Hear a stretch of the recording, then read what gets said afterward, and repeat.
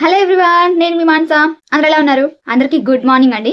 Previous classes లో మనము 8th class తెలుగుకి సంబంధించి థర్డ్ లెసన్ శతక సౌరభం లెసన్ అయితే మనం ఎక్స్ప్లెయిన్ చేసేసుకున్నాం. అందులో ఉన్న గ్రామర్ పార్ట్ ని కూడా మనం అయితే క్లియర్ గా చెప్పేసుకున్నాం. ఈ రోజు ఏంటి అంటే దాని తర్వాత లెసన్ నా యాత్ర లెసన్ గురించి ఇవాళ మనం అయితే డిస్కస్ చేసుకోబోతున్నాం. ఆ లెసన్ లో ఉన్న ఇంపార్టెంట్ పాయింట్స్ ఏంటి, మనం ఎక్కడ స్ట్రెస్ చేయాలి, అలాగే లెసన్ లో ఉన్న గ్రామర్ దాని గురించి మనం అయితే ఇవాళ క్లియర్ గా ఎక్స్ప్లెయిన్ చేసుకోబోతున్నాం. ఈ వీడియో కనుక ఎవరైనా ఫస్ట్ టైం చూస్తున్నట్లయితే ప్రీవియస్ గా ఆల్రెడీ నేను 8th క్లాస్ తెలుగులో 3 లెసన్స్ అనేవి విత్ టెక్స్చువల్ గ్రామర్ తో క్లియర్ గా ఎక్స్ప్లెయిన్ చేసేస్తున్నానండి. ఆ వీడియోస్ కి సంబంధించిన ప్లేలిస్ట్ లింక్ అనేది డిస్క్రిప్షన్ లో ఇస్తాను, ఒకసారి వెళ్ళి చూసేసేయండి. వీడియోస్ కనుక మీకు నచ్చినట్లయితే లైక్ చేయండి, యూస్ఫుల్ అనిపిస్తే ఖచ్చితంగా షేర్ చేయండి. అలాగే నేను పెట్టే ప్రతి వీడియోని మీరు మిస్ అవ్వకుండా చూడాలి అనుకుంటే ఖచ్చితంగా మన ఛానల్ అయితే సబ్స్క్రైబ్ చేసుకోండి. ఇంకెందుకు లేట్ చేయకుండా మనమైతే మన టాపిక్ లోకి వెళ్ళిపోదాం. వచ్చేయండి. ఇంకా మన టాపిక్ లోకి వచ్చేసినట్టయితే ఇవాళ మనం డిస్కస్ చేసుకుంటున్న లెసన్ ఏంటి అంటే 8th class Telugu 4th lesson నా యాత్ర లెసన్. ఓకే, ఫస్ట్ మన పాఠం యొక్క ప్రక్రియ ఇతివృత్తం చూద్దాం.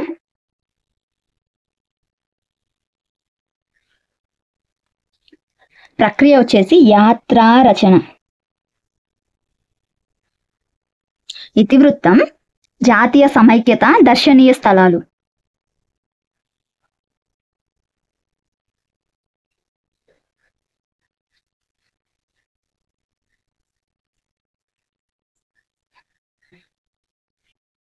మన ప్రక్రియ ఇతివృత్తం చూసుకుందాం. ఇప్పుడు చూడండి, నా యాత్ర, నా యొక్క యాత్ర, షష్ఠీ తత్పురుష సమాసం. ఇది విగ్రహవాక్యం. సమాసం చూసుకుంటే నా యాత్ర, నా యొక్క యాత్ర, షష్ఠీ తత్పురుషం. ఇప్పుడు మన టైటిల్ కి ప్రక్రియ ఇతివృత్తంకి క్లియర్ గా చూసేసుకున్నాం. ఇది చూడండి, ఇక్కడ చదవండి, ఆలోచించి చెప్పండి అనేసి ఒక ఇన్ఫర్మేషన్ ఇచ్చారు మనకి. దాని గురించి చూసుకున్నాం. మేము వారణాసిని సందర్శించుకున్న తర్వాత బుద్ధగయకు చేరుకున్నాం. బుద్ధగయలో యువరాజు సిద్ధార్థుడు తన 29వ ఏట జ్ఞానోదయం పొంది గౌతమ బుద్ధుడిగా అవతరించాడు. ఎక్కడ ఆయన జ్ఞానోదయం పోయింది? బుద్ధగయలో. ఎప్పుడు? 29వ ఏట.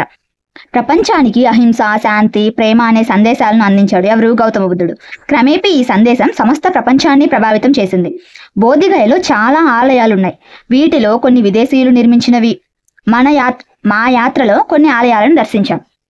ఇది ఎవరు చెప్పారు, ఎవరు రాశారు ఇది అంటే దేవులపల్లి కృష్ణమూర్తి గారు మా యాత్రలో రాశారనమాట. మా యాత్ర రచన ఎవరిది అంటే దేవులపల్లి కృష్ణమూర్తి గారిది. మన పాఠం వచ్చేసి నా యాత్ర, బులుసు వెంకటరమణయ్య గారిది. కన్ఫ్యూజ్ అవ్వకండి. నా యాత్ర బులుసు వెంకటరమణయ్య, మా యాత్ర దేవులపల్లి కృష్ణమూర్తి.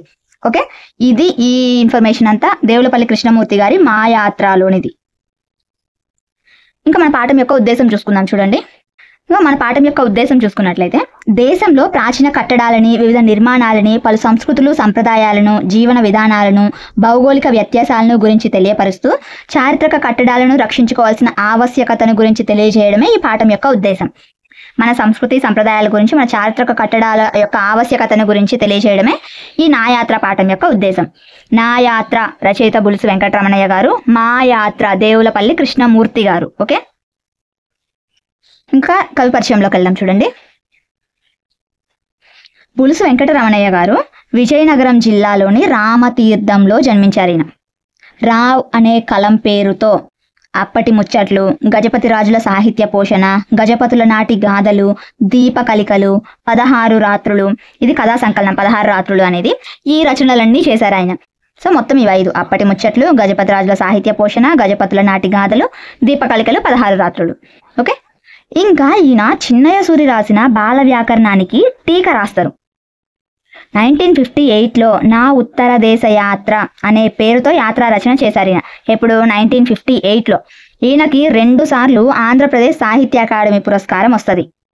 ప్రజెంట్ లెసన్ వచ్చేసి నా ఉత్తర భారతదేశ యాత్ర నుంచి తీసుకోబడింది. ప్రస్తుతం ఈ లెసన్ నా యాత్ర అనేది నా ఉత్తర భారతదేశ యాత్ర నుంచి తీసుకోబడింది. ఈయన 1958లో నా ఉత్తర దేశ యాత్ర అనే పేరుతో యాత్రా రచన చేస్తారు. ఓకే, ఇది రచయిత పరిచయం. ఇంకా మన లెసన్లోకి వెళ్ళిపోతే ఇంకా వీళ్ళ యాత్ర స్టార్ట్ చేశారు. వీళ్ళు టూర్కి వెళ్తారు. వాళ్ళ టూర్కి వెళ్ళిన దగ్గర వాళ్ళు చూసినవి అన్నీ చెప్తున్నారు ఇప్పుడు వీళ్ళు మనకి. అవి చూద్దాం. చూడండి, సెప్టెంబర్ 17వ తేదీ సోమవారం పగలు 11 గంటలకల్లా మేము మద్రాసు సెంట్రల్ రైల్వే స్టేషన్ను చేరుకున్నాం. నేను గ్రాండ్ ట్రంక్ ఎక్స్ప్రెస్ కు కట్టబడిన మా పెట్టెను వెతుక్కుంటూ వెళ్ళాను. అది ఇంజన్ కు పక్కనే ఉంది. అప్పటికే మా మిత్రులు చాలా మంది వచ్చి రైల్లో ప్రవేశించారు. నేను వాళ్ళతో జత కట్టాను. 12 గంటలకి మా రైలు బయలుదేరింది. ఇది ముఖ్య స్థలాల్లో తప్ప తక్కిన చోట్ల ఆగదు. తక్కిన చోట్ల అంటే మిగిలిన చోట్ల, అంటే తక్కిన అంటే మిగిలిన, ముఖ్యమైన స్థలాల్లో తప్ప మిగిలిన చోట్ల ఆగదు. అది మద్రాసు తర్వాత గూడూరులోనే ఆగింది. మద్రాసు గూడూరు మధ్య సరుగుడు తోటలు, ఎన్నూరు దగ్గర ఉప్పు మల్లులు, చిన్న చిన్న నదులు తప్ప విశేషమైన దృశ్యాలంతగా ఏం మాకు కనిపించలా, చూడడానికి అంతగా ఏం లేవు. గూడూరు తర్వాత మా రైలు నెల్లూరు స్టేషన్లో ఆగింది. అది పెద్ద పట్టణం. ఏది? నెల్లూరు. ఆ పరిసర ప్రాంతాలు అవన్నీ పాడి పంటలకు నిలయాలు. పాడి పంటలు, పాడి మరియు పంట ద్వంద్వ సమాసం.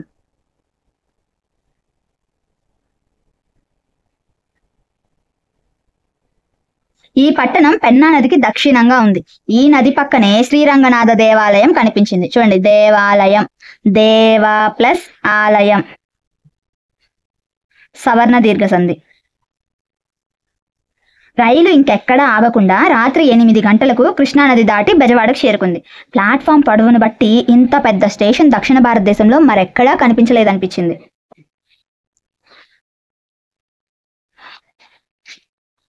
విజయవాడలో మా రైలు గంటసేపు ఆగింది. రైలు కదిలేలోపు మేము భోజనాలు చేసి పడకలేసుకున్నాం. బెంచీలు విశాలంగా మెత్తలతో ఉన్నాయి. ఒక్కొక్క హాల్లో పైన 2 కింద 2 4 బల్లలు ఉండడం వల్ల అందరూ సర్దుకోవడం వల్ల శ్రమ లేకపోయింది. నిద్రలోకి జారుకున్నాం. రాత్రి రైలు బండి డోర్నకల్లు, వరంగల్ ఈ స్టేషన్లన్నీ దాటుతూ చిట్టడవులను వెనక్కి నెట్టేస్తూ గోదావరి నది సవ్వడులను వినేస్తూ ఉదయం 9 గంటలకి వార్దా జంక్షన్కు చేరింది. చూడండి, వార్దా ప్రసిద్ధమైన స్థలం. ఎందుకు అంటే దీనికి సమీపంలోనే గాంధీ మహాత్ముడు ఏర్పరిచిన ఆదర్శ నగరం సేవాగ్రం ఉంది. సేవాగ్రం ఎక్కడ ఉందంటే వార్దాకి దగ్గరలో ఉంది. అది గాంధీ గారు ఏర్పరిచిన ఆదర్శమైన నగరం. ఏంది? సేవాగ్రం. ఇది నూతన పద్ధతిలో విద్యాభ్యాసం చేయించే వార్దా విద్యా పథకం ఇక్కడే మొదలైంది. ఈ వార్దాలో ఇక్కడ నూతన పద్ధతిలో విద్యాభ్యాసం చేయించే వార్దా విద్యా పథకం అనేది ఇక్కడే స్టార్ట్ అయింది.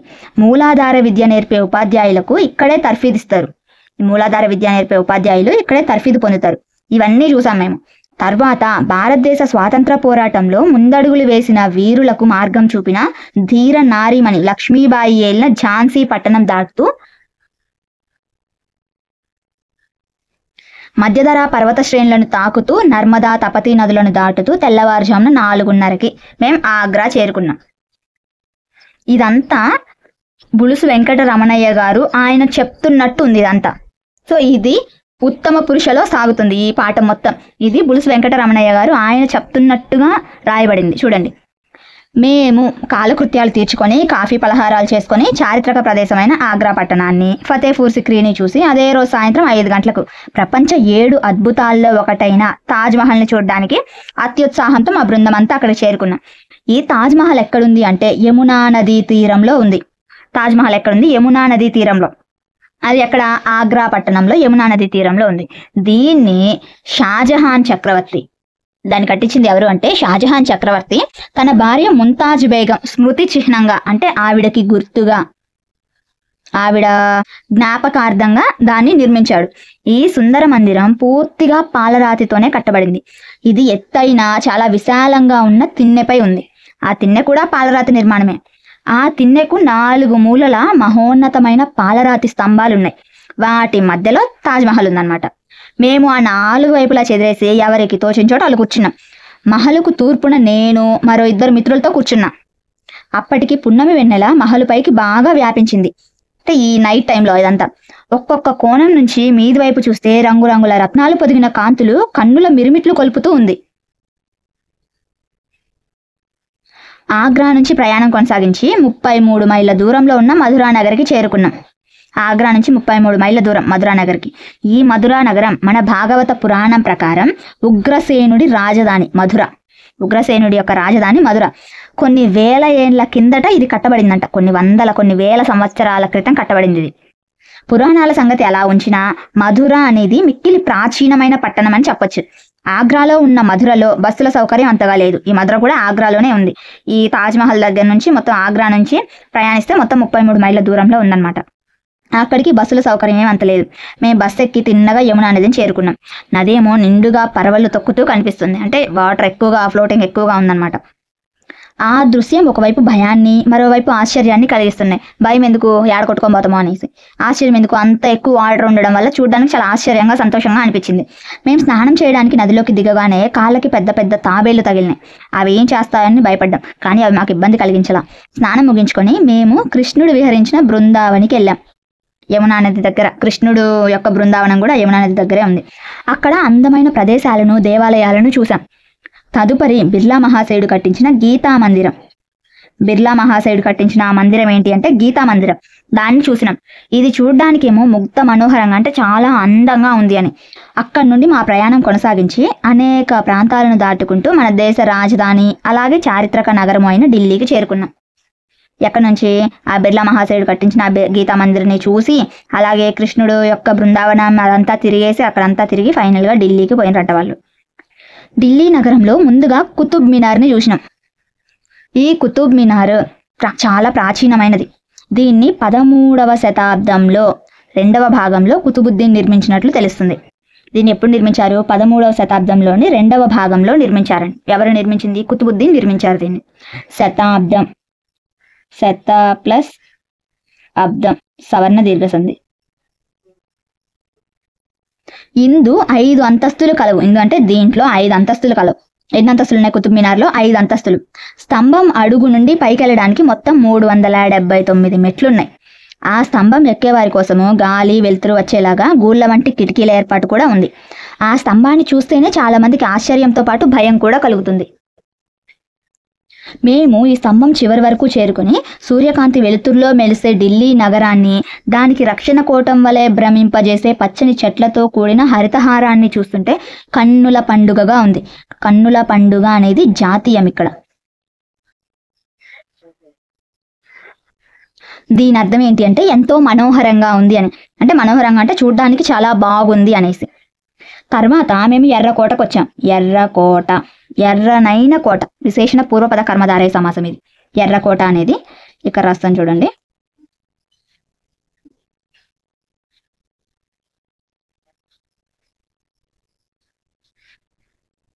అది చరిత్ర ప్రసిద్ధమైన దుర్గం. దుర్గం అంటే కోట కట్టడం అనేసి.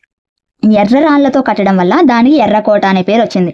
అది పటిష్టంగా కట్టబడింది కనుక నేటికి చెక్కు చెదరక స్వాతంత్ర వేడుకలకు వేదికగా నిలిచింది. చెక్కు చెదరలేదు అనేది కూడా జాతీయమే. చెక్కు చెదరలేదు అనేది కూడా జాతీయమే ఇక్కడ. దీని అర్థం ఏంటంటే ఏ మాత్రం పాడు కాలేదని, కొంచెం కూడా పాడవ్వలేదు అనేసి చెక్కు చెదరలేదు అంటే. ఇంకా ఢిల్లీ నగరానికి మకుటాయమానంగా విరజిల్లుతోంది ఏది? ఈ ఎర్రకోట అనేది. ఆ తర్వాత పార్లమెంటు, రాష్ట్రపతి భవనాలు చూసి రాజ్ఘాట్లో ఉన్న గాంధీ గారి యొక్క సమాధికి చేరుకున్నాం. గాంధీ గారి సమాధి అక్కడ రాజ్ఘాట్లో ఉంది. అది ఎక్కడుంది? యమునా నది తీరంలోనే ఉంది. ఆ యమునా నది తీరానికి సమీపంలోనే ఉందన్నమాట. అది పవిత్ర యాత్రాస్థలంగా పేరుగాంచింది. ఏది? రాజ్ఘాట్. భారతదేశానికి వచ్చిన విదేశీయులు తప్పకుండా ఇక్కడికి వచ్చి సమాధిపై పూలమాలలు వేసి నమస్కరించుకొని వెళ్తుంటారు. మేము కూడా అక్కడికి వెళ్ళి పుష్పాంజలి ఘటించాం. అంటే మేము కూడా అక్కడ సమాధి మీద పూలు వేసామనేసి, గాంధీ గారి సమాధి మీద. మహాత్మా గాంధీ గారి సమాధితో పాటు అశోక స్తంభాన్ని కూడా చూసాం. ఈ అశోక స్తంభం ఒక భవనం మీద ప్రతిష్ఠితమై ఉంది. అశోక స్తంభం ఎక్కడుంది? ఒక భవనం మీద ప్రతిష్ఠితమైంది. దాని మీద బౌద్ధ ధర్మాలు చెక్కున్నాయి. బుద్ధుడి యొక్క ధర్మాలు అశోక స్తంభం మీద చెక్కబడి ఉన్నాయి. అక్కడి నుంచి మరిన్ని ప్రాంతాలు చూసుకుంటూ హిమాలయాల యొక్క పర్వత శ్రేణుల్లో ఉన్న హరిద్వార్కి చేరుకున్నాం మేము. అంతే. ఎవరు చెప్తున్నారు? బులుసు వెంకటరమణయ్య గారు చెప్తున్నారు. అక్కడి నుంచి అక్కడ చేరారంటే హిమాలయ పర్వత శ్రేణిలో ఉన్న హరిద్వార్కి వెళ్ళారంట. ఇక్కడ మంచుతో కప్పబడిన హిమాలయ ప్రాంతాలు 3 వరుసలుగా ఉన్నాయి. హిమాలయాలు 3 వరుసలు, ఇది మన జాగ్రఫీలో మనకు తెలిసిందే. ముందు వరుసలో ఉన్న వాటిని శివాలిక్ పర్వతాలు అని అంటారు. 2వ వరుసలో ఉన్నవి ప్రపంచంలోనే మిక్కిలి ఎత్తైన ఎవరెస్ట్ శిఖరం ఉంది. ఆ 2వ వరుసలో ఉన్న పర్వతాలలో ప్రపంచంలోనే మిక్కిలి ఎత్తైన శిఖరం ఎవరెస్ట్ శిఖరం ఎక్కడుందంటే 2వ శ్రేణిలో ఉంది. ఇంకా ఈ హరిద్వార్ అనేది శివాలిక్ పర్వతాలకు పక్కనే ఉంది. శివాలిక్ పర్వతాలు అంటే ముందు వరుసలో ఉన్నాయి. స్టార్టింగ్ పై నుంచి వస్తే చివరి, ముందు నుంచి వెళ్తే మొదట్లోయి అనేసి. ఈ పర్వత శ్రేణుల కారణంగానే ఇక్కడ వర్షాలు తరచుగా పడుతూ ఉంటాయి. మేము స్టేషన్ చేరుతున్నప్పుడు మాకు స్వాగతం పలికినట్లుగా వర్షం కురిసింది. ఇక్కడ ఏ పర్వత శ్రేణుల కారణంగా వర్షం పడుతుంది? శివాలిక్ పర్వత శ్రేణుల కారణంగా వర్షం పడుతుంది అక్కడ. ఇక్కడ వీళ్ళు వచ్చేసరికి వర్షం పడుతుండడం వల్ల వాళ్ళ స్టేషన్లోనే కొంతసేపు ఆగవలసి వచ్చింది. అక్కడి నుంచి నేరుగా గంగా స్నాన ఘట్టానికి చేరుకున్నాం. ఇందాక యమునా నదిలో స్నానం చేశారు, ఇప్పుడు గంగా నది దగ్గరికి వెళ్ళారు. అది చాలా విచిత్రంగా ఉంది. ఆ నదిలో విశాలమైన తిన్నెలు ఉన్నాయి. అవి చేరుకోవడానికి చిన్న వంతెన కూడా ఉంది. తిన్నెలు అంటే ఆ ఇసుక మేట వేసిన ప్రదేశాలు కొంచెం ఎత్తుగా ఉంటాయి చూడండి, అవి తిన్నెలు అంటే. ఇసుక తిన్నెలు అని అంటాం చూడండి. సో తిన్నెలు అంటే కొంచెం ఎత్తుగా ఉన్న ప్రదేశాలు, నదిలో కొంచెం ఎత్తుగా ఉన్న ప్రదేశాలు. అవి చేరుకోవడానికి చిన్న వంతెన కూడా ఉందంట. అక్కడ నదికి వడి ఎక్కువ. వడి అంటే వేగం ఎక్కువ. నీటిలో చేయి పెడితే మంచు ముట్టుకున్నట్లే ఉంటుంది, అంత చల్లగా ఉంటాయి అనేసి. లోతునకు దిగడానికి వీల్లేదు. 3-4 మెట్ల వరకు దిగి స్నానం చేయొచ్చు. మొదటిసారి మునగడమే కొంత కష్టం, తర్వాత ఏమంత చలి అనిపించదు. గంగలో స్నానం ఒక విధమైన సంతృప్తినిస్తుంది. ఎందుకు? అక్కడ గంగా నది కొన్ని భవనాలను ఒరుసుకుంటూ పారుతుంది, అంటే కొన్ని భవనాలను తాక్కుంటూ వాటిని దాటుకుంటూ పారుతుంది. ఆ భవనాలు మాత్రం చెక్కు చెదరకుండా ఉండడం ఆశ్చర్యం. అక్కడ ఆ నది కొన్ని భవనాలను దాటుకుంటూ, అంటే ఆ భవనాలని తాక్కుంటూ ప్రవహిస్తుంది, కానీ ఆ భవనాలు మాత్రం ఏ మాత్రం చెక్కు చెదరకుండా ఉన్నాయి, అంటే కొంచెం కూడా పాడవలేదు అని జాతీయం అని ఆల్రెడీ మనం చెప్పుకున్నాం. అక్కడ స్నానం చేసి గంగా పూజ గావించి భోజనం చేసి విశ్రాంతి తీసుకున్నాం. తర్వాత ఎదురుగా కొండ మీద వెలిసిన దక్షిణాత్యుడు మానసాదేవి దేవాలయాలను దర్శించుకోవడానికి పయనమయ్యాం. అంటే ఇంకా అక్కడికి రెడీ అయ్యాం మేము. 6 మైళ్ళ దూరం రోడ్డు పక్కనే నడిచిపోగా ఒక సొరంగం వచ్చింది. సొరంగం అంటే దాని పక్క నుంచే కొండ మీదకి చిన్న దారి ఉంది. మెట్లు లేవు, గులకరాళ్ళు ఎక్కువ, అడుగులేస్తే జారుతా ఉన్నాయి, నిటారుగా ఎక్కవలసి ఉంది. కొండలెక్కే అలవాటు మాకంతగా లేనందువల్ల చాలా శ్రమ పడుతూ కొండ మీదకైతే చేరుకున్నాం. అక్కడ ఆలయాలను దర్శించుకున్నాం. కొండ చివరి నుంచి చూస్తూ ఉంటే గంగా నది అనేక శాఖలుగా విడివడి ప్రవహించే దృశ్యం మాకు వర్ణనాతీతం. అది అసలు ఇంకా కొండ పైకెక్కి చూస్తే ఆ గంగా నది అనేక శాఖలుగా, అంటే అనేక పాయలుగా చీలిపోయి ప్రవహించే ఆ దృశ్యం కనిపించింది. ఆ దృశ్యం అనేది వర్ణనాతీతం. వర్ణనాతీతం అంటే వర్ణించడానికి అసలు వర్ణించలేనిది అని. అక్కడి నుండి మా యాత్ర త్రివేణి పునీతమైన ప్రయాగను దాటి వారణాసికి చేరుకోబోతుండగా మధ్యలో ఒక స్టేషన్లో ఆగిన మా బండిలోకి సంగీత కళాభిజ్ఞులు కొందరు జనాన్ని తోసుకుంటూ లోపలికి ప్రవేశించారు. వీళ్ళు అక్కడ నుంచి ఆడికి పోతున్నారంటే ఫైనల్గా కాశీకి పోతున్నారు. ఆ పోయేటప్పుడు మధ్యలో వాళ్ళ ట్రైన్లోకి సంగీత కళాభిజ్ఞులు వచ్చారంట, కొంతమంది సింగర్స్. తమ గొంతు విప్పి గానమాధుర్యాన్ని వినిపించసాగారు. వారిలో ఒక మహిళామణి కూడా ఉంది. ఆమెది కోకిల కంఠం. ఆమె పాట వినడానికి మేము కూర్చున్న పెట్టె దగ్గరేమో జనం మూగారు, అంటే అందరూ గుమిగూడారు ఆ పెట్టె దగ్గర జనం అందరూ. అందువల్ల కిటికీలోంచి వచ్చే కాస్త గాలి కూడా రాకుండా ఆగిపోయింది. అంత అలా ఆటంకం కలిగించిన మా మనసు మాత్రం ఆనంద డోలికలలో తేలి ఆడింది. సరిగ్గా మేము సాయంత్రం 5 గంటలకి సారనాథ్ చేరుకున్నాం. ఈ సారనాథ్ అనేది బౌద్ధ క్షేత్రాల్లో ముఖ్యమైనది ఈ సారనాథ్.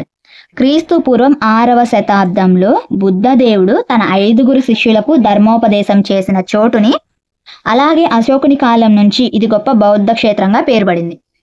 ఈ సారనాథ్ బౌద్ధ క్షేత్రాల్లో ఎందుకంత ముఖ్యమైందంటే క్రీస్తు పూర్వం 6వ శతాబ్దంలో గౌతమ బుద్ధుడు తన 5గురు శిష్యులకు ధర్మోపదేశం చేసిన చోటంట ఈ సారనాథ్. అందువల్ల అది గొప్ప బౌద్ధ క్షేత్రంగా పేరుపడింది అశోకుడి కాలం నుంచి. ఈ చోటు సద్ధర్మ చక్ర పరివర్తన విహారంగా ఆ కాలంలో వ్యవహరించబడింది. శాంతి ధర్మాలకు గుర్తుగా అశోకుడు నిలిపిన స్తంభము అడుగు భాగం మాత్రం కనబడుతుంది. దాని మీది భాగము సింహాలతోనూ ధర్మచక్రంతోనూ గుర్తించబడి ఉంది. ఇదే నేటి మన భారతదేశ చిహ్నం. దీని మీద భాగం అక్కడ మ్యూజియంలో ఉందంట. మ్యూజియంలో చాలా బుద్ధుని విగ్రహాలు, రాతి ఛత్రాలు చాలా ఉన్నాయి. ఇక్కడ ఏం చెప్పుకున్నా, అశోకుడి స్తంభం ఉంది అని చెప్పుకున్నాం చూడండి. ఆ అశోకుడి స్తంభంలో ఓన్లీ అడుగు భాగం మాత్రమే అక్కడ కనబడుతుంది. ఆ మిగిలిన భాగం ఎక్కడ ఉందంటే అక్కడున్న మ్యూజియంలో ఉంది. తర్వాత మా యాత్రా ప్రయాణంలో అక్కడ ప్రాచీనమైన గయకు చేరుకున్నాం. బుద్ధగయకి, అంటే బుద్ధుల యొక్క పవిత్ర క్షేత్రం ఈ బుద్ధగయ. ఆడికి చేరుకుంటారు. ఇక్కడ పెద్ద బుద్ధ దేవాలయం ఉంది. దీని వెనుక భాగంలో ఒక రావి చెట్టు ఉంది. బుద్ధుడు జ్ఞానోదయం పొందిన స్థలం అది. రావి చెట్టు దగ్గర బుద్ధుడు జ్ఞానోదయం పొందుతాడు. దాన్నే బోధి వృక్షం అని అంటాం. గౌతమ బుద్ధుని కాలంలో ఉండిన బోధి వృక్షం కూలిపోగా సింహల ద్వీపం నుంచి ఒక వృక్ష శాఖను తెచ్చి వాళ్ళు పెంచారు అక్కడ. ఆయనకి జ్ఞానోదయమైన అసలు వృక్షం అది కూలిపోతే దాని ప్లేస్లో సింహల ద్వీపం నుంచి మళ్ళీ ఒక వృక్ష శాఖను తెచ్చి దాని యొక్క భాగాన్ని తెచ్చి మళ్ళీ అక్కడ పెంచుతున్నారు. అదే మహావృక్షమై నేటికి ఉన్నది. అక్కడి నుంచి మా ప్రయాణం కలకత్తా మీదుగా సాగుతూ విశాఖపట్నం చేరుకున్నాం. అక్కడ హార్బర్స్, షిప్ యార్డ్స్, సుందర దృశ్యాలు చూసి జనతా ఎక్స్ప్రెస్లో బెజవాడ మీదుగా ప్రయాణం చేసి 1956 అక్టోబర్ 7వ తేదీన మద్రాసు చేరుకోవడంతో మా ఉత్తర దేశ యాత్ర ముగిసింది. ఇంతటితో వాళ్ళ యాత్ర అనేది ముగిసింది. వాళ్ళు ఎప్పుడు పోయారు చూడండి, సెప్టెంబర్ 17వ తారీఖు పోయారు. ఎప్పుడు 1956 సెప్టెంబర్ 17వ తారీఖు పోయి 1956 అక్టోబర్ 7వ తారీఖు వచ్చారు. మొత్తం ఎన్ని రోజులు ప్రయాణం చేసినట్టు వాళ్ళు? 20 రోజులు ప్రయాణం చేశారు వాళ్ళు మొత్తం. అంటే సెప్టెంబర్ 17, అక్టోబర్ 17 వచ్చేసరికి నెల అయ్యేది. ఆ 10 రోజులు తీసేస్తే 20 రోజులు ప్రయాణం చేసినారు వాళ్ళు మొత్తం మీద. ఇంకా మన ప్రక్రియ యాత్రా రచన గురించి ఇచ్చారు చూడండి. ఇక్కడ యాత్రకు సంబంధించిన రచనని యాత్రా రచన అంటారు. ఇది ప్రక్రియ, ఇది యాత్రా రచన ఎందుకైంది? వీళ్ళు చేసిన యాత్రకు సంబంధించి విశేష అంశాలను మనకు చెప్పారు కాబట్టి ఇది యాత్రా రచన అయింది ప్రక్రియ. ప్రముఖ వ్యక్తులు స్వదేశంలో కానీ విదేశంలో కానీ వాళ్ళ విశిష్టత కలిగిన ప్రదేశాలను దర్శించినప్పుడు ఆ విశేషాలను వాళ్ళు పొందిన అనుభూతిని అనుభవాలను వివరిస్తూ వర్ణనాత్మకంగా చేసే రచనే ఈ యాత్రా రచన. ఇవి విజ్ఞాన యాత్రలు అవ్వచ్చు, విహారయాత్రలు అవ్వచ్చు, ఆధ్యాత్మిక యాత్రలు అవ్వచ్చు. ఇలా వీటిలో చాలా రకాలు ఉన్నాయి అన్నమాట. యాత్రల్లో కూడా రకాలు, విజ్ఞాన యాత్రలు, విహారయాత్రలు, ఆధ్యాత్మిక యాత్రలు. ఇప్పుడు వీళ్ళు చేసిన యాత్ర విహారయాత్ర అవుతుంది. అలాగే ఆధ్యాత్మికతకు సంబంధించి గంగానదిని, బుద్ధుడికి సంబంధించి వాటన్నిటిని తిరుగుతారు కదా, సో అది కూడా అవుతుంది. ఇంకా అవగాహన, ప్రతిస్పందన. ఆ తర్వాత చూడండి, కింది పేరాన్ని చదివి 4 ప్రశ్నలు తయారు చేయమన్నాడు. మనకి ఆ పేరాలో ఉన్నాయి, అది ఇంపార్టెంట్ ఇన్ఫర్మేషన్. నేను కాశీ యాత్ర పోవాలనని 1830లో మే నెల 18వ తేదీ కుజవారం రాత్రి 9 గంటలకు చెన్నపట్నము విడిచిపెడితిని. కుజవారము అంటే మంగళవారం ట్యూస్డే. 1830వ సంవత్సరం మే నెల 18వ తారీఖు మంగళవారం రాత్రి 9 గంటలకు చెన్నపట్నం విడిచిపెట్టాడంట. చెన్నపట్నం అంటే చెన్నై. ఇది కూడా యాత్ర రచన, ఇది కూడా ఉత్తమ పురుషలో సాగుతుంది, ఫస్ట్ పర్సన్. సో ఇది కూడా ఒక అతను చెప్తున్నారు ఆయన చేసిన యాత్ర గురించి. అది ఎవరు అనేది ఇక్కడ ఉంది, తర్వాత చూద్దాం. ముందు చూడండి. మార్గమందు తిరుపతి, అహోబిలము, పుష్పగిరి పుణ్యక్షేత్రంలను సందర్శించి జూన్ 13వ తేదీన ఆత్మకూరును చేరాను. ఆత్మకూరు దూరం నుంచి చూచుటకు గొప్ప ఊరు, అంటే అదొక గొప్ప ఊరు.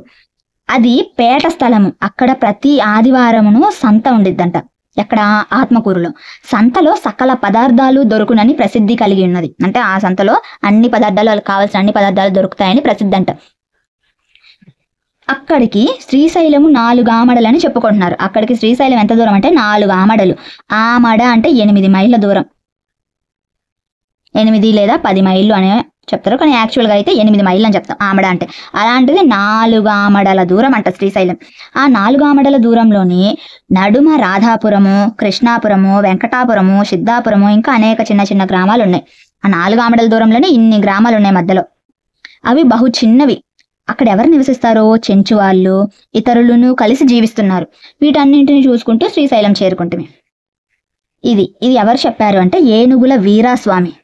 కాశీ యాత్రా చరిత్ర ఆయన రచన ఏంటి? ఏనుగుల వీరాస్వామిది అంటే కాశీ యాత్రా చరిత్ర.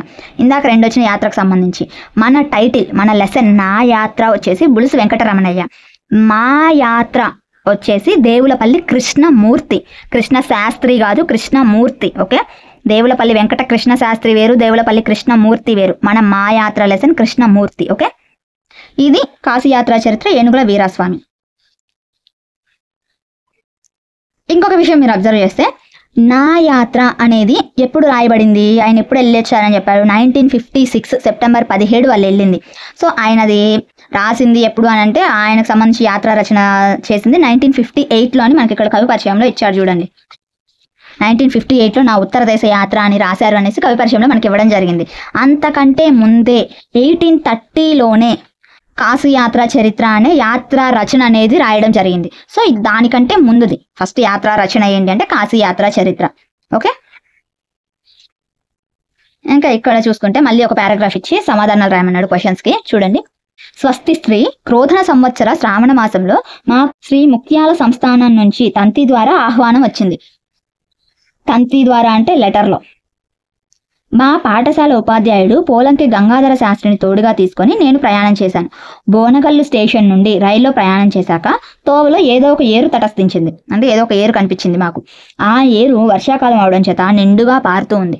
అదేంటో ఆ ఏట్లో నీటితో పాటు ఎంతో అంత ఇసుక కూడా ప్రవహిస్తూ ఉంటుంది. గోదావరి వంటి నదులలో వలె కాక ఆ ఏరు దాటించే పడవలు వేరు. వాటికి చక్రాలుంటాయి. ఏటికి దగ్గర పెందల కడనే వెళ్ళాం, కానీ వంతుల ప్రకారం దాటించడం కనుక మా వంతు వచ్చేటప్పటికి కొంత ఆలస్యమైంది. ఇది ఎవరిది? కథలు గాథలులోది. ఈ పారాగ్రాఫ్ ఎక్కడిది అంటే కథలు గాథలులోది. అది రాసింది ఎవరు అంటే చెల్లపిల్ల వెంకట శాస్త్రి గారిది. కథలు గాథలు చెల్లపిల్ల వెంకట శాస్త్రి గారిది. ఓకే, మనకు కావాల్సింది అది. చూడండి, పై పేరాలో క్వశ్చన్స్కి ఆన్సర్స్ రామన్నారు కదా, పై పేరాలో ఏ అంశం గురించి ప్రస్తావించడం జరిగింది? వాళ్ళకి ఒక ఏరు కనిపించిందని, ఆ ఏరు వర్షాకాలంలో బాగా నిండుగా పారుతుందని. చూడండి, ఇక్కడ బొమ్మ కూడా ఇచ్చాడు ఫోటో. అందులో ప్రవేశించడానికి అది నీళ్ళతో పాటు ఇసుక కూడా ప్రవహిస్తూ ఉండిద్ది అనేసి, అది దాటడానికి పడవలు వాటికి స్పెషల్గా చక్రాలు ఉంటాయని దాని గురించి ప్రస్తావించారు. ఆహ్వానం ఎవరి నుంచి వచ్చింది? శ్రీ ముక్త్యాల సంస్థానం నుంచి వచ్చింది. వాళ్ళకి తంతి ద్వారా ఆహ్వానం వచ్చింది. ఏ ఏ సాధనాల్లో ప్రయాణం సాగించారు వాళ్ళు? ఫస్ట్ రైలు ఎక్కారు, ఆ తర్వాత పడవల్లో ప్రయాణం చేశారు. ఈ తర్వాత చూస్తే ప్రశ్నలకు సమాధానాలు, ఇంకా వ్యక్తీకరణ, సృజనాత్మకత. తర్వాత చూడండి భాషాంశాలు. కింది పదాలకు అర్థాలను పట్టికలో గుర్తించి వాటితో సొంత వాక్యాలు రాయమన్నాడు. మనకి పదాలకు అర్థాలు ఇంపార్టెంట్. తర్ఫీదు అంటే శిక్షణ. ఇంకా ఛత్రం అంటే గొడుగు. ఇదండి ఛత్రం గొడుగు. తర్ఫీదు శిక్షణ. నారి అంటే స్త్రీ. ఏడుంది ఇక్కడ నారి స్త్రీ. ఛత్రం గొడుగు. తర్ఫీదు శిక్షణ. వడి అంటే వేగం. ఆల్రెడీ చెప్పాను లెసన్లోనే. శ్రేణి అంటే వరుస. మీనింగ్స్ చూసుకున్నాం. ఈ వాక్యాల్లో గీత గీసిన పదాలకు సరైన నానార్థాలు గుర్తించమన్నాడు. కన్ను అంటే నేత్రము, బండి, చక్రము.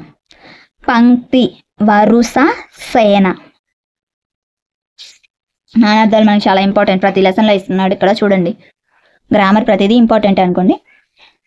క్షేత్రం. క్షేత్రం అంటే పుణ్యస్థానం, పుణ్యస్థలం లేదా చోటు. ఉత్సాహం. ఉత్సాహం అంటే సంతోషము, ప్రయత్నము. మిత్రుడు, స్నేహితుడు, సూర్యుడు. తర్వాత చూసుకుంటే గీత గీసిన పదాలకి పర్యాయ పదాలు రాయమన్నాడు. చిత్తం అంటే మనస్సు, హృదయం. ఇంకా నిలయం. నిలయం అంటే గృహం, ఇల్లు, నివాసం. రాణి. రాణి అంటే దొరసాని. దేవేరి, రాజపత్ని. ఇంకా పాలకురాలు అని కూడా వస్తుంది. తీరం అంటే దరి, ఒడ్డు. నెక్స్ట్ మార్గం, దారి. తెరువు. తెరువరి అంటే బాటసారి. తెరువు అంటే బాట, మార్గం, దారి. ఇవి పర్యాయ పదాలు. నెక్స్ట్ ప్రకృతి వికృతులు. ఇక్కడ ఈ వృత్తంలోనే ఉన్నాయి, వాటిలో నుంచి రాయమన్నారు చూడండి.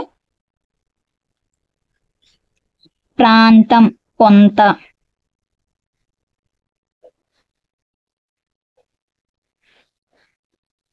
స్థలం స్థలం.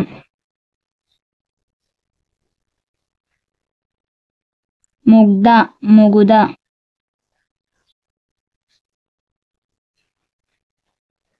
అద్భుతం అబ్బురం.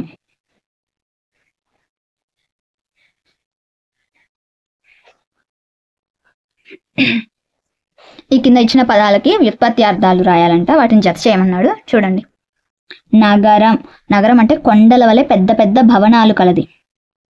ఉదది అంటే ఉదకమును ధరించునది, సముద్రం అని. ఉదకం అంటే నీరు. క్షేత్రం దైవం వెలసిన ప్రాంతం, పుణ్యక్షేత్రం, దేవాలయం అని. ఈ వాక్యాలను పరిశీలించండి. చూస్తే కన్నుల పండుగగా, చెక్కు చెదరలేదు. ఇవి జాతీయాలని మనం లెసన్లోనే చెప్పుకున్నాం. ఆల్రెడీ మీకు లెసన్లోనే చెప్పాను నేను. పై వాక్యాల్లో కన్నుల పండుగ అంటే చెక్కు చెదరలేదు అనేసి ఈ రెండు పదబంధాలు ఉన్నాయి. పదబంధాలు అంటే జాతీయాలకి మరో పేరే పదబంధాలు. అవి సామాన్య అర్థాలను బోధించడం లేదు. కన్నుల పండుగ అనే పదబంధం ఎంతో మనోహరంగా ఉంది అనే విశేషార్థాన్ని ఇస్తుంది. అలాగే చెక్కు చెదరలేదు అనే పదబంధం ఏమాత్రం పాడు కాలేదు అనే విశేషార్థాన్ని ఇస్తుంది. ఈ విధంగా భాషకు సంబంధించి విశేషమైన అర్థాన్నిచ్చే పలుకుబడులనే జాతీయాలు అంటాం. వీటిని వేరొక భాషలోకి అనువదించలేము. గుర్తుపెట్టుకోండి, వీటిని వేరొక భాషలోకి అనువదించలేము ఈ జాతీయాల్ని. తర్వాత చూస్తే వ్యాకరణాంశాలు. లేదని, లేదు ప్లస్ అని ఉత్వసంధి ఆల్రెడీ ఇచ్చేశాడు. మరెక్కడ, మరి ప్లస్ ఎక్కడ, మరెక్కడ ఇత్వసంధి. వారందరూ, వారు ప్లస్ అందరూ ఉత్వసంధి. ధర్మ ప్లస్ ఉపదేశం, ధర్మోపదేశం గుణసంధి. శత ప్లస్ అబ్దం, శతాబ్దం. ఆల్రెడీ లెసన్లో మనం చెప్పుకున్నాం ఏమని, సవర్ణ దీర్ఘ సంధి అని. తర్వాత చూస్తే వీటిని విడదీసి సంధి పేర్లు రాయాలంట. మహోన్నతం, మహా ప్లస్ ఉన్నతం గుణసంధి. దేవాలయం, దేవ ప్లస్ ఆలయం సవర్ణ దీర్ఘ సంధి. లెసన్లోనే చెప్పాను ఆల్రెడీ వీటిని. శుభోదయం, శుభ ప్లస్ ఉదయం శుభోదయం గుణసంధి. అకారానికి ఈ ఊరులు పరమైనప్పుడు క్రమంగా ఏ ఊర్లు వస్తే గుణసంధి అని చెప్పుకున్నాం కదా. సో ఇక్కడ ఓ మహో అని వచ్చింది, ఇక్కడ శుభో, ఇక్కడ కూడా ఓ వచ్చింది కాబట్టి గుణసంధి. మహలున్నది, మహలు ప్లస్ ఉన్నది ఉత్వసంధి.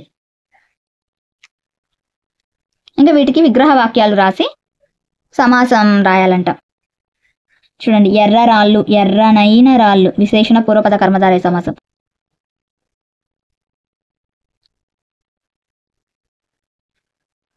₹9 కోట్ల, 9 కోట్లు అనే సంఖ్య గల రూపాయలు.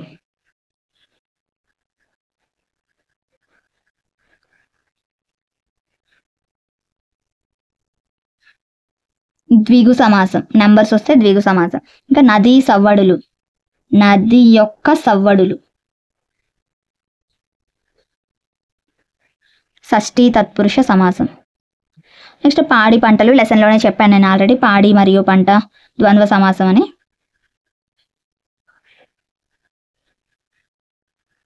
తర్వాత చూస్తే సామాన్య వాక్యాలను సంయుక్త వాక్యాలుగా మార్చి రాయమంటున్నాడు. అక్కడ ఆల్రెడీ ఒక ఎగ్జాంపుల్ ఇచ్చావు చూడండి, తాజ్మహల్ సుందరమైనది, తాజ్మహల్ విశాలమైనది. సో తాజ్మహల్ సుందరమైనది, విశాలమైనది, ఇది సంయుక్త వాక్యం. గయ ప్రాచీనమైనది, గయ ప్రసిద్ధమైనది. గయ ప్రాచీనమైనది ప్రసిద్ధమైనది.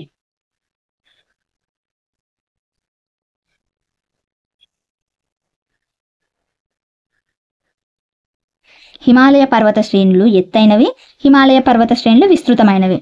ఎత్తైనవి విస్తృతమైనవి.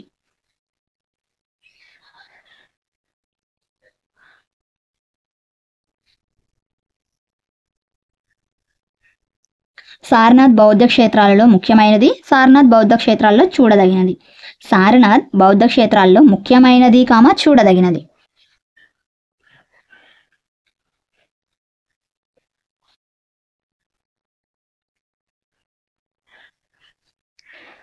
కర్తరి వాక్యాలు ఇచ్చాడు చూడండి, కర్తరి కర్మని వాక్యాల గురించి. కర్తరి వాక్యాలు, సూర్యుడు వెలుగును పంచుతాడు. ఫస్ట్ ఉదాహరణ ఇచ్చాడు. పై వాక్యంను వెలుగును పంచే పని చేస్తున్నది సూర్యుడు కనుక సూర్యుడు కర్త. ఒక పనిని చేసేవాడు కర్త, ఆ పని యొక్క ఫలితాన్ని పొందేవాడు కర్మ అని మనం ఆల్రెడీ ప్రీవియస్ క్లాసెస్లో చెప్పుకున్నాం. ఇక్కడ కర్త అయిన సూర్యుడు ప్రథమా విభక్తిలో ఉంటాడు.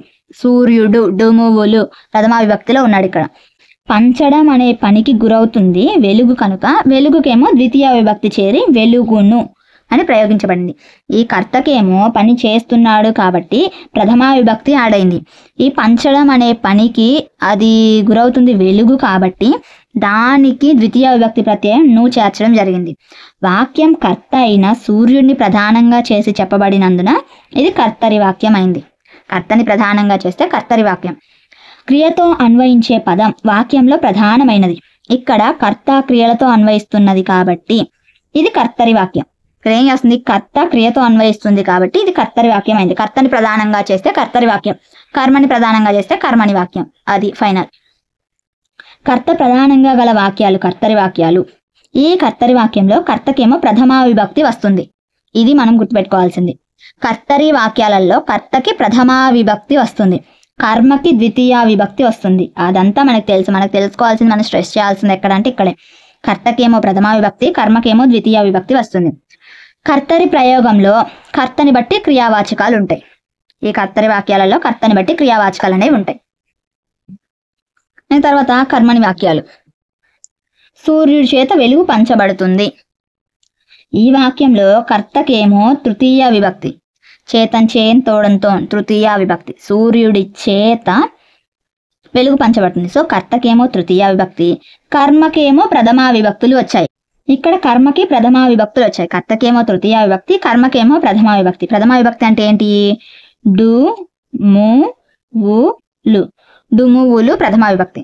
ఇక్కడ మనం గుర్తుపెట్టుకోవాల్సింది కర్తకేమో తృతీయ విభక్తి, కర్మకేమో ప్రథమా విభక్తులు వస్తాయి. పంచు అనే క్రియకు బడు చేరి పంచబడుతుందిగా మారింది. ఇలా కర్మ ప్రధానంగా చెప్పబడినట్లుంది కాబట్టి ఇది కర్మని వాక్యం. కర్తరి వాక్యంలో ఏమో కర్తకి ప్రథమా విభక్తి, కర్మకి ద్వితీయ విభక్తి. కర్మని వాక్యాల్లో ఏమో కర్తకు తృతీయ విభక్తి, కర్మకు ప్రథమా విభక్తి ప్రత్యయాలు వస్తాయి. కర్మని వాక్యాలు చూడండి, కర్మ ప్రధానంగా గల వాక్యాలని కర్మని వాక్యాలు అంటాం. పని యొక్క ఫలితాన్ని అనుభవించేది కర్మ అయితే ఆ పనిని చేసేవాడు కర్త. కర్మణి వాక్యంలో కర్తకు తృతీయ విభక్తి, కర్మకు ప్రథమా విభక్తి వస్తుంది. ఇలా కర్మ ప్రధానంగా గల వాక్యాలలో బడు, బడి అనేవి క్రియను అనుసరించి ప్రయోగించబడతాయి. ఇలా కర్మని ప్రయోగంలో కర్మను బట్టి క్రియకు లింగవచన పురుష ప్రత్యయాలు వచ్చి చేరతాయి. కర్మని ప్రయోగంలో కర్మని బట్టి ఏమొస్తాయి? క్రియకి ఈ లింగ వచన పురుష ప్రత్యయాలు వచ్చి చేరతాయి కర్మని బట్టి. సో కర్మని బేస్ చేసుకొని చెప్పాయి కాబట్టి ఇవి కర్మని వాక్యాలు అయినాయి. ఇక్కడ చూడండి, కర్తరి వాక్యాలు, కర్మని వాక్యాలు. బుద్ధుడు ధర్మాన్ని బోధించాడు. బుద్ధుడి చేత ధర్మం బోధించబడింది. చేత. శ్రీకృష్ణదేవరాయలు కవులను పోషించాడు. శ్రీకృష్ణదేవరాయల చేత కవులు పోషించబడ్డారు. దాతలు గొప్ప దానాలు చేస్తున్నారు. దాతల చేత గొప్ప దానాలు చేయబడుతున్నాయి. బడు, బడి అనే ప్రత్యయాలు చేరతాయి కదా క్రియకి. చెట్లు ప్రాణవాయువును అందిస్తున్నాయి. చెట్ల చేత ప్రాణవాయువు అందించబడుతోంది. ఇవి ఇంకా వీటిని కర్తరి కర్మని వాక్యాలుగా మార్చమంటున్నాడు ఇక్కడ. ఆమె పాట పాడింది. ఆమె చేత పాట పాడబడింది. గాంధీజీ వార్ధా స్కీమును ప్రారంభించారు. గాంధీజీ చేత వార్ధా స్కీము ప్రారంభించబడింది.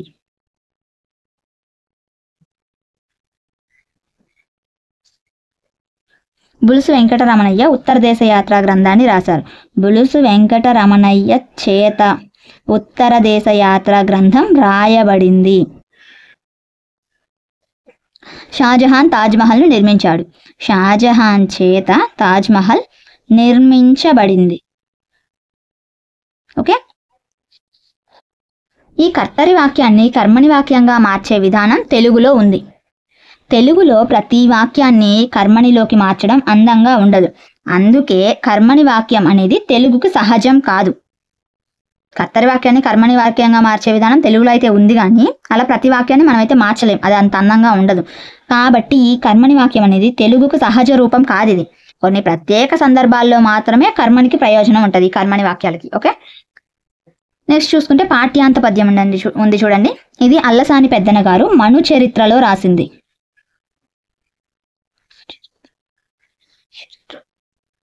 ఈ పద్యము, ఈ అటజని కాంచ పద్యం అనేది ఏ సందర్భంలోదంటే, ప్రవరుడు ఉంటాడు. ప్రవరుడు ఆ పాదాలకి లేపనం పూసుకొని హిమాలయాల్లో చూడడానికి వెళ్తాడు అనమాట, హిమాలయాలకి. సో ఆ లేపనం పూసుకుంటే ఏంటంటే తను ఎక్కడ కోరుకుంటే అక్కడికి వెళ్ళొచ్చు, ఆ ప్లేస్కి వెళ్తాడు అనమాట ప్రవరుడు. అక్కడ ప్రవరుడు చూసిన అందమైన దృశ్యాలని వర్ణిస్తూ చెప్పిందే ఈ పద్యం, ఈ అటజని కాంచ భూమిసురుడు అనే పద్యం. ఇది ఎవరు రాసిందంటే అల్లసాని పెద్దన గారిది. ఒకసారి ఈ పద్యాన్ని చూసుకుందాం చూడండి. అటజని కాంచె భూమీసురుడంబర చుంబి శిరస్సర ఝరీపటల ముహుర్ముహుర్లుట అభంగ తరంగ మృదంగ నిసస్వన స్ఫుట నటనానుకూల పరిపుల్ల కలాప కలాపి జాలమున్ కటక శరత్కరేణు కరకంపిత సాలము సీతశైలమున్. ఇది పద్యం. ఇప్పుడు ఫస్ట్ దీనిలో కొన్నిటికి మీనింగ్స్ చూసుకుందాం చూడండి. ఇక్కడ భూమీసురుడు అంటే ప్రవరుడు అనేసి, ప్రవరుడు ఒక బ్రాహ్మణుడు అనమాట. సో ఇక్కడ భూమి మీద ఉన్నటువంటి సురులు దేవతలతో సమానమైన వాళ్ళు ఎవరు అంటే బ్రాహ్మణులు. సో ఇక్కడ ప్రవరుడిని ఉద్దేశించి చెప్పండి. ఇక్కడ భూమిసురుడు అంటే ప్రవరుడు. కాంచు అంటే చూడడం. ఇక్కడ అంబరం, అంబరం అంటే ఆకాశం. చుంబి అంటే నార్మల్గా చుంబనం అంటే ముద్దు అనేసి. జరీపటలములు అంటే జరులు అంటే సెలయేర్లు. జరీపటలములు అంటే సెలయేర్ల యొక్క సమూహం అనేసి.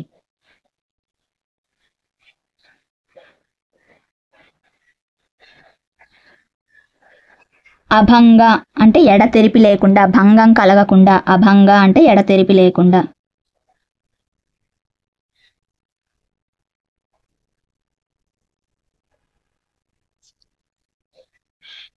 పరిపుల్ల అంటే పూర్తిగా విప్పారినటువంటి, పూర్తిగా విచ్చుకున్నటువంటి కలాపి జాలం, నెమళ్ళ సమూహం. పరిపుల్ల అంటే పూర్తిగా విచ్చుకున్న, ఆ పింఛం విచ్చుకున్న ఉంటుంది కదా, పూర్తిగా పింఛం విప్పిన నెమళ్ళ సమూహం అని.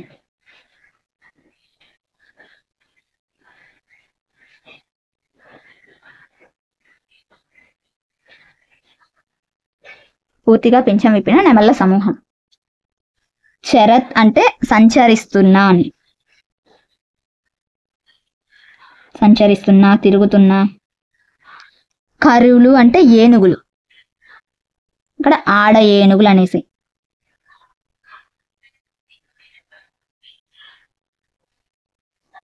శీత శైలము అంటే హిమాలయ పర్వతం, చల్లనైన శైలము అంటే పర్వతం. ఆ చల్లని పర్వతాలు ఏంటి? అక్కడ హిమాలయాలు.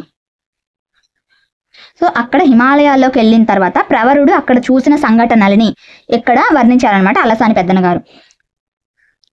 ఆ హిమాలయాల్లోకి ప్రవరుడు వెళ్ళిన తర్వాత అక్కడ ఏం చూశాడంటే అక్కడ చూశాడు. కాంచి అంటే ఏం చూశాడంటే అక్కడ భూమిసురుడు ప్రవరుడు ఆ హిమాలయ పర్వతాల దగ్గర చూసింది ఏం చూశాడు అంటే ఆకాశాన్ని ముద్దాడుతున్న, చుంబనం అంటే ముద్దని చెప్పాడంటే ఆకాశాన్ని తాకుతున్నటువంటి ఆ ఎత్తైన పర్వతాలలో నుంచి ప్రవహిస్తున్నటువంటి ఆ సెలయేర్లు ఉన్నాయి కదా, ఆ సెలయేర్లలో నుంచి ఆ నీరు ప్రవహిస్తూ ఉంటే ఆ ప్రవాహం యొక్క ఆ సౌండ్ అనేది ఎలా ఉంది అంటే ఆ తరంగాల యొక్క సౌండ్ అనేది మృదంగం యొక్క సౌండ్ లాగా అనిపిస్తుంది. ఆ ఎత్తైన పర్వతాల్లో నుంచి అంత అంటే ఆకాశాన్ని తాకుతున్నంత ఎత్తుగా ఉన్నాయి. ఆ పర్వతాల్లోంచి వాటర్ కిందకి పడుతూ ఉన్నప్పుడు అవి తరంగాలుగా కిందకి ప్రవహిస్తూ ఉన్నప్పుడు దాని నుంచి వచ్చే ఆ తరంగాల సవ్వడి ఆ సౌండ్ అనేది మృదంగం సౌండ్ లాగా వస్తుంది. ఆ సౌండ్కి నెమళ్ళు ఏం చేస్తున్నాయంటే దానికి నటనానుకూలంగా నాట్యం చేస్తూ ఉన్నాయి. పురివిప్పి ఆ శబ్దానికి అనుకూలంగా పురివిప్పి నాట్యం చేస్తూ ఉన్నాయి. అలాగే అక్కడ ఉన్న ఆ ఆడ ఏనుగులు, ఆ పర్వతాల దగ్గర సంచరిస్తున్నటువంటి ఆ ఆడ ఏనుగులు వాటి తొండాల చేత, సాలము అంటే చెట్లు, వాటి తొండాల చేత అక్కడున్న ఆ చెట్లన్నిటినీ కదుపుతూ ఉన్నాయన్నమాట. సో ఇలాంటి ఒక దృశ్యాన్ని ఆ హిమాలయ పర్వత ప్రాంతాల్లో ప్రవరుడు చూశాడు అనేది ఈ పద్యం యొక్క భావం. ఓకే, నెక్స్ట్ సూక్తి చూడండి. ఎవరు ఎక్కువ ప్రయాణిస్తే వాళ్ళకి ఎక్కువ తెలుస్తుంది అని చెప్పింది ఎవరంటే పుల్లర్. తర్వాత ఏప్రిల్ 18 వారసత్వ దినోత్సవం. ఏప్రిల్ 18 వారసత్వ దినోత్సవంగా జరుపుకుంటాం మనం. ఇక్కడ చూస్తే గెలుపు నాదే అనే కథ ఇచ్చాడు పాఠాంతాంశం కింద. అంతకాలంగా మాలవికా దేశానికి ఉన్న కోశాధికారి చనిపోవడంతో ఆ స్థానంలో మరో కొత్త కోశాధికారి కావాల్సి వచ్చాడు. మాలవికా దేశం ఆ కోశాధికారి చనిపోవడం వల్ల మరో కొత్త కోశాధికారి కావాల్సి వచ్చాడు.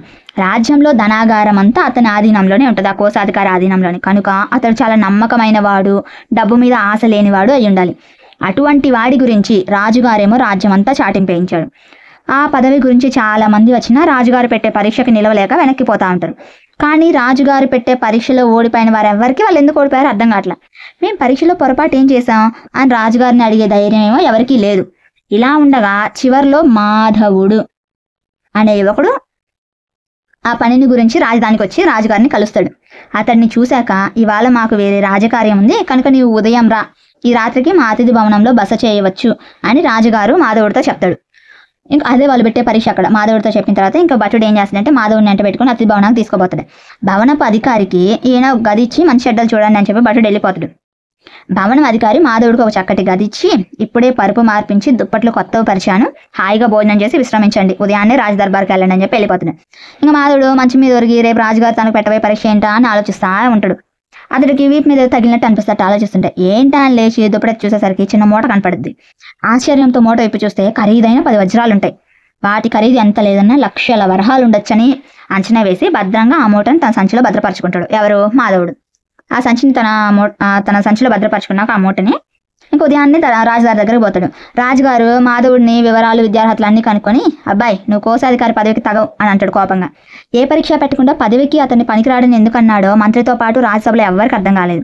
ఇంతలో మాధవుడు ఏమంటాడంటే మహారాజా మీరు పెట్టిన పరీక్షలో నేను నెగ్గాను కనుక ఈ పదవి నాదే అని చెప్తాడు. అప్పుడు ఆ మాటలకి రాజుగారు కూడా ఆశ్చర్యపోయి ఏం పరీక్ష పెట్టాను అని అడుగుతాడు. దానికి కోశాధికారికి కావాల్సిన ముఖ్యమైనది ఏంది? పరాయి సొత్తు మీద ఆశ ఉండకూడదు. ఆ విషయం కనిపెట్టడానికే మీరు రాత్రి నా దుప్పటి కింద వజ్రాల మూట పెట్టారు. మరొకరైతే ఆ మూట గదిలో అంతకుముందు బస చేసిన వారు ఎవరో మర్చిపోయి వెళ్ళి ఉంటారని సొంతం చేసుకుంటే పోలా అనే దురాచరణలో మూట విషయం ఎవరికి చెప్పకుండా దాచేసుకుంటారు. అదే మీ పరీక్ష. కానీ ఇదిగో మీ వజ్రాల మూట అని అతని సంచిలోంచి ఆ వజ్రాల మూటని ఇచ్చేసి మహారాజు గారి ముందు పెడతాడు. ఇంకా రాజుగారు ఆశ్చర్యపోతూ ఆ మూట ఎవరో మర్చిపోయి ఉంటారనుకోకుండా నేను పెట్టాను ఎలా అనుకున్నావు అని అడుగుతాడు. దానికి మాధవుడు నవ్వి రాజా దీనికి పెద్ద తెలియటట్లేం అవసరంలా, నాకు గది చూపించే ముందు అధికారి ఏం చేస్తాడు పరుపులన్నీ దులిపేసి కొత్త దుప్పట్లు పరిచానని చెప్తాడు. మరి వేరే వాళ్ళు ఎవరైనా మర్చిపోయి ఉంటే ఆ పరుపు సర్దేటప్పుడు అతనికి ఆ మూట కనిపించాలి కదా అంటే దాని అర్థం ఏంది? నేను నగరం చుట్టడానికి బయటికి వెళ్ళి వచ్చినప్పుడు కావాలని పెట్టారు, ఆ విషయం నేను సులువుగా గ్రహించాను అని చెప్తాడు. అతడి నిజాయితీతో పాటు సూక్ష్మ బుద్ధికి మెచ్చి వెంటనే మాధవుని కోశాధికారిగా నియమిస్తాడు రాజు. అది మన కథ. ఇది ఎక్కడి నుంచి తీసుకోబడింది ఈ గెలుపు నాదే అన్న కథ అంటే బుజ్జాయి పత్రిక వారి సౌజన్యంతో తీసుకోబడింది ఈ గెలుపు నాదే అనే కథ. బుజ్జాయి పత్రిక వారి సౌజన్యంతో తీసుకోబడింది. ఓకే, ఇంతటితో మనకి fourth lesson, Telugu fourth lesson అనేది అయిపోయింది. మనం లెసన్లో ఉన్న గ్రామర్ని కూడా క్లియర్గా ఎక్స్ప్లెయిన్ చేసేసుకున్నాం. చూసారు కదా, 8th క్లాస్ తెలుగులో ఫోర్త్ లెసన్ నా యాత్ర లెసన్ని కూడా మనమైతే క్లియర్గా ఎక్స్ప్లెయిన్ చేసేసుకున్నాము. ఎక్కడ ఏమీ మిస్ చేసేసుకోకుండా క్లియర్గా మొత్తం టెక్స్చువల్ గ్రామర్తో సహా మొత్తం అయితే ఎక్స్ప్లెయిన్ చేసేసుకున్నాం. ఈ వీడియో కనుక మీకు నచ్చినట్లయితే లైక్ చేయండి, యూస్ఫుల్ అనిపిస్తే షేర్ చేయండి. అలాగే ఇలాంటి యూస్ఫుల్ కంటెంట్ వీడియోని మీరు ఏది మిస్ అవ్వకుండా చూడాలి అనుకుంటే మన ఛానల్ అయితే సబ్స్క్రైబ్ చేసుకోండి. Thank you so much for watching. Bye అండి. తర్వాత క్లాస్లో కలుద్దాం. టాటా.